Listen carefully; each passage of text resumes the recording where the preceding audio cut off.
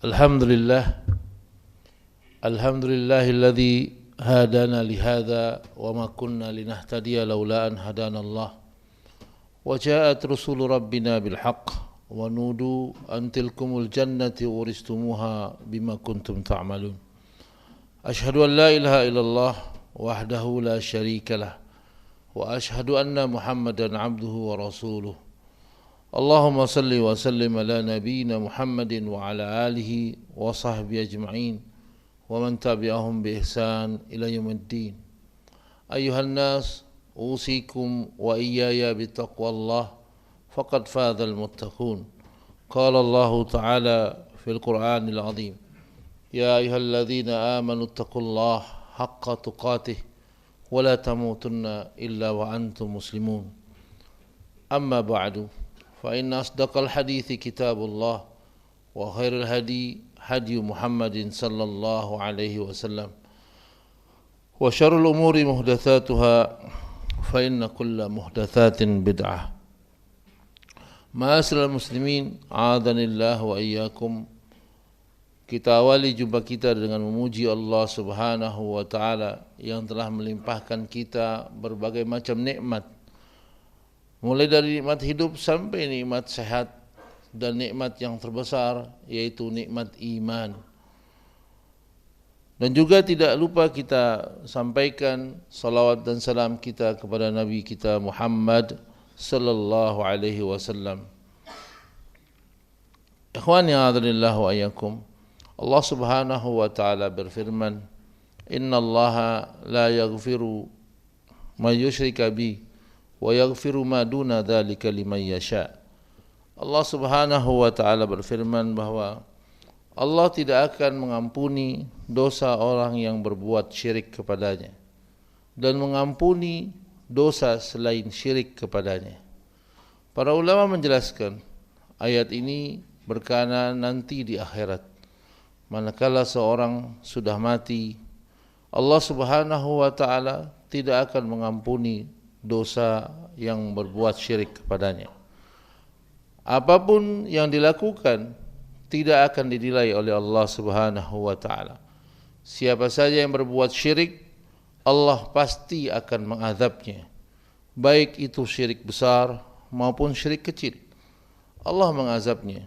Bedanya, orang yang berbuat syirik besar, dia tidak akan keluar dari api neraka selama-lamanya.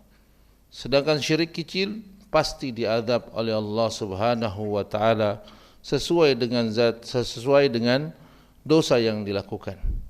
Dan Allah Subhanahu wa taala berfirman, wa yaghfiru ma duna dzalika liman yasha. Dan Allah pasti akan mengampuni dosa selain perbuatan syirik, tapi dengan catatan liman yasha, siapa saja yang dia kehendaki. Jadi ketika seseorang meninggal, maka jika dia masih berbuat maksiat, belum sempat bertobat, semisal orang yang mencuri atau korupsi belum sempat bertobat dari korupsinya, atau orang yang berzina atau maksiat lainnya, itu kemungkinan Allah ampuni dosa-dosanya. Jadi seorang muslim yang mati sedangkan dia membawa maksiat besar, masih ada kemungkinan Allah akan hapus dosa-dosanya. Allah akan hapus dia dosa-dosanya dan Allah akan masukkan dia ke surganya tanpa melalui azab sama sekali. Kemungkinan yang pertama. Tapi kemungkinan kedua, liman yasha, siapa saja yang Allah kehendaki. Ada orang-orang yang tidak dikehendaki oleh Allah Subhanahu wa taala. Orang mukmin meninggal kemudian masih membawa dosa besar, maka Allah tetap mengazabnya, menghukumnya sesuai dengan dosa yang dia lakukan. Allah tetap menghukumnya dengan azab sampai akhirnya habis semua dosa-dosa yang pernah dilakukan. Lalu Allah masukkan mereka semua ke dalam surga. Ikhwani a'adhalillah wa iyyakum. Jadi dari dua ayat ini, orang yang bertauhid kepada Allah Subhanahu wa taala, jika dia berbuat maksiat, kemungkinan besar ada dua masyiatullah, keadaannya berada dalam masyiatullah, dalam keadaan bagaimana Allah kehendaki untuknya. Jika dia diridhoi, maka dia langsung dimaafkan dan langsung masuk ke dalam surga. Tapi jika tidak, dia akan tetap diadab oleh Allah Subhanahu wa taala. Nah, ikhwani hadirillah wa iyyakum, siapakah orang-orang yang akan mendapat ampunan dari Allah Subhanahu wa taala, yang tidak akan disiksa oleh Allah Subhanahu wa taala? Nabi sallallahu alaihi wasallam menggambarkan kepada kita, hurrima 'alan nar kullu hayyinin layyinin sahlin qaribin minan nas. Diharamkan tersentuh oleh api neraka orang-orang yang memiliki 4 watak ini, yaitu hayyin, layyin, qaribin minan nas atau sahlin, dan qaribin minan nas. Orang-orang yang sahlin, orang-orang yang memiliki watak yang terbaik, dia memiliki rasa tawadhu, rendah hati. Jika bergaul kepada manusia, dia melihat bahwa dialah yang paling maksiat, maka dia berhati-hati kepada dirinya sendiri. Lalu dia mencoba berbuat baik kepada manusia, sehingga manusia itu senang, nyaman bersama dia, tenang bersamanya, gampang atau mudah berbicara, kata-katanya layyin, sangat lembut sikapnya, mudah memaafkan. Yang Nabi sallallahu alaihi wasallam mengatakan, innallaha rafiq yuhibbur rifqa. Allah itu maha lemah lembut, dia sangat menyukai kelembutan. Siapa saja yang berlemah lembut, Allah cinta sama orang ini. Bahkan Nabi sallallahu alaihi wasallam mengatakan, inna rifqa la yakunu fi syai'in illa dhanah. Tidaklah seorang itu memiliki sifat lemah lembut, sifat toleran, sifat baik, maka kecuali Allah akan menghiasi kepadanya. Orang itu menjadi digemari oleh orang, senang orang berkumpul di sekitarnya. Wala yanzi'u min syai'in illa syanah.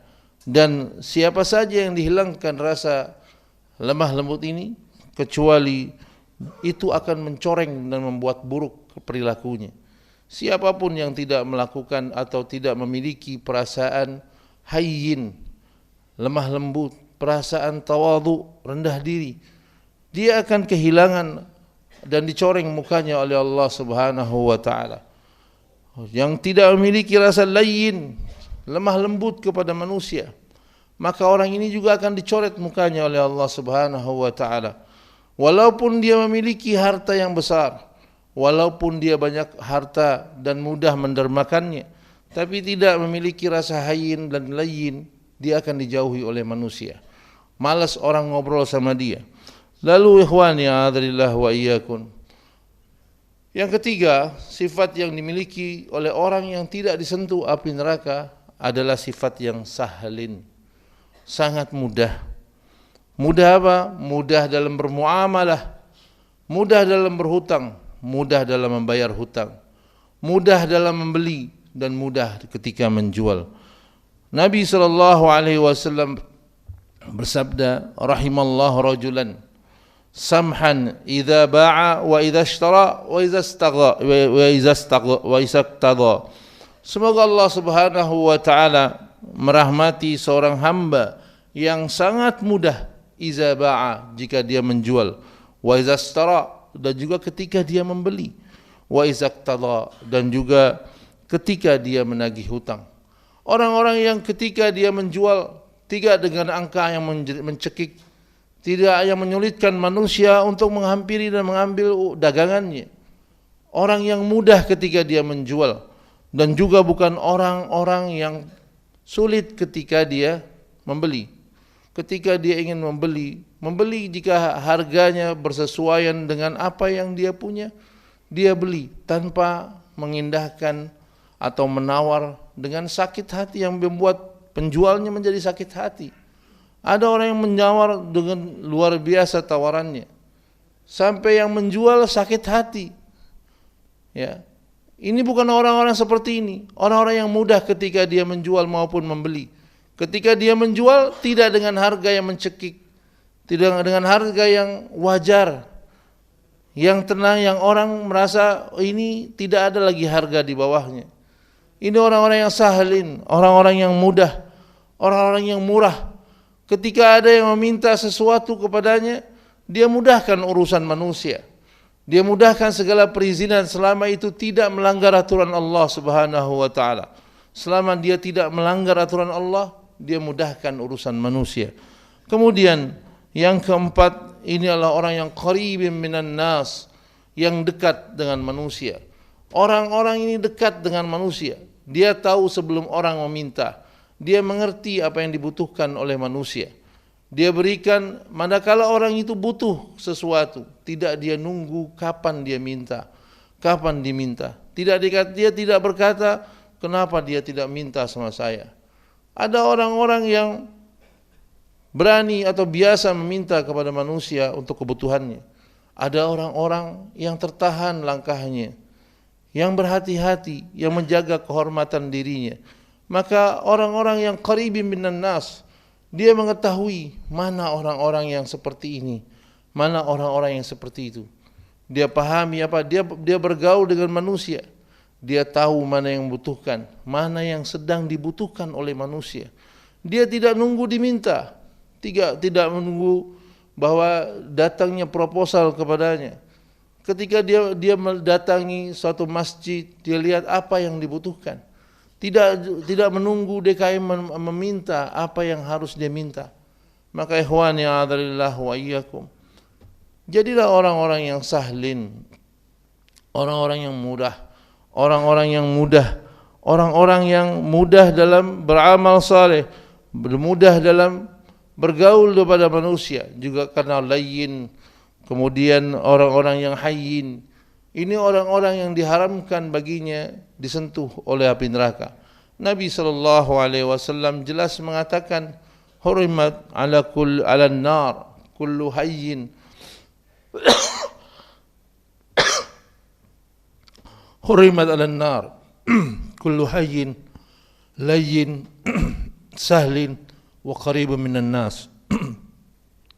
Semoga Allah Subhanahu wa taala menjadikan kita orang-orang yang hayyin, yang memiliki sikap yang layyin, kemudian sahlin, dan kemudian qaribun minan nas, sehingga Allah mengharamkan kita dari api neraka. Semoga Allah Subhanahu wa taala memberikan watak ini dan menanamkannya di dada kita. Kalau belajar tauhid itu yang utama, dan belajar untuk menjadi layyin ini yang utama kedua. Maka siapa saja yang memiliki sifat hayyin, layyin, sahlin, ini adalah orang-orang yang berbahagia dan beruntung. Karena kalau kita katakan ini saya tidak punya watak seperti itu, maka Nabi SAW mengajarkan innamal ilmu bitta'allum, sesungguhnya ilmu itu didapat dengan menuntutnya. Wa innamal hilmu bittahallum, dan sikap yang baik itu dilatih. Berlatihlah kita untuk menjadi orang-orang yang hayyin, layyin, sahlin, dan qaribin minan nas, yang semoga dengan itu Allah haramkan kita dari api neraka. Barakallahu li wa lakum minal ayati wa dzikril hakim, wa taqabbala minni wa minkum tilawatahu innahu huwas samiul alim. Aqulu qawli hadza fastaghfirullahal azim fastaghfiruhu innahu huwal ghafurur rahim.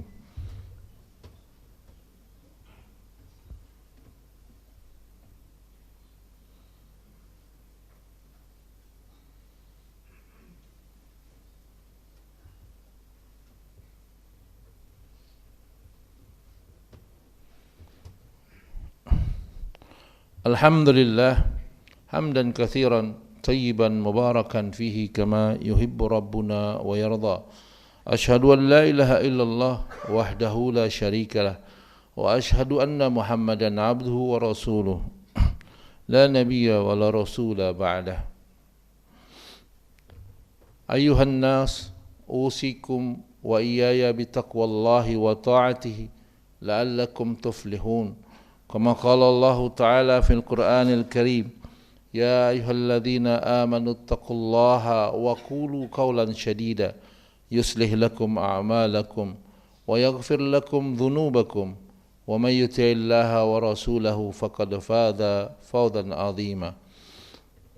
Wa a'lamu ayyuhan nas anna Allah amarakum bi amrin ma bada'a bihi bi nafsihi kama qala Allah Ta'ala fil Qur'anil Azim, إن الله وملائكته يصلون على النبي يا أيها الذين آمنوا صلوا عليه وسلموا تسليما اللهم صل على محمد وعلى آل محمد كما صليت على إبراهيم وعلى آل إبراهيم وبارك على محمد وعلى آل محمد كما باركت على إبراهيم وعلى آل إبراهيم في العالمين إنك حميد مجيد اللهم اغفر للمسلمين والمسلمات والمؤمنين والمؤمنات الأحياء منهم والأموات إنك سميع قريب مجيب الدعوات ربنا لا تؤاخذنا إن نسينا أو أخطأنا ربنا ولا تحمل علينا إسرا كما حملته على الذين من قبلنا